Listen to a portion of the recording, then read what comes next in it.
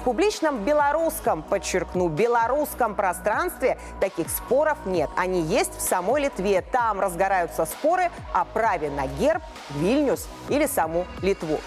А вот наша республика не имеет никаких претензий территориальных к своим соседям. Об этом говорит и президент Александр Лукашенко. Что касается символики, белорусы определились с ней еще на референдуме 1995 года. Давно и ответили себе на вопрос, что для белорусов значит Вильня. Можно отказать одной фразой. Вильня белорусская, а Вильнюс литовский.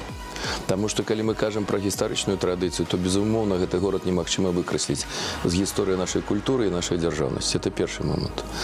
Ну, а коли по сутности белорусская держава заўсёды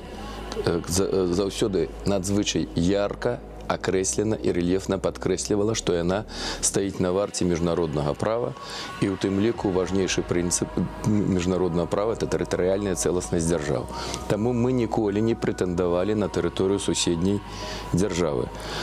Не глядячи на то, что, безумовно, Вильня и Віленскі край – это неотъемная частка белорусской истории. Коли казать про все гэтыя надписи, я не сомневаюсь в том, что это как раз те люди, которые потрапили у Вильню по запрошенню Литовской Республики.